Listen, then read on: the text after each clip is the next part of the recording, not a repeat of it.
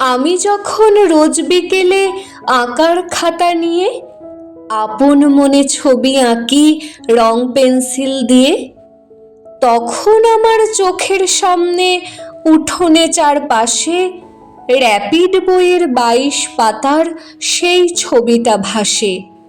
মাথায় সাদা পাগড়ি, চোখে চশমা, মুখে হাসি। বয়সটা ঠিক যায় না বোঝা, 60 কিংবা 80। আঁকার পরে বাবার কাছে তার কথা রোজ শুনি। লেখাপড়ায় তিনি ছিলেন জগৎ সেরা গুণী। যার নামেতে যার কথাতে লুকিয়ে আছে জাদু, তিনিই হলেন সর্বপল্লী রাধাকৃষ্ণন দাদু।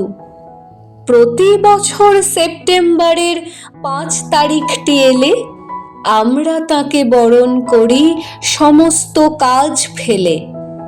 মা বলেছেন তিনি হলেন শিক্ষকদের গুরু। তাকে প্রণাম করেই আমার সকল কাজের শুরু। তাকে প্রণাম করেই আমার সকল কাজের শুরু।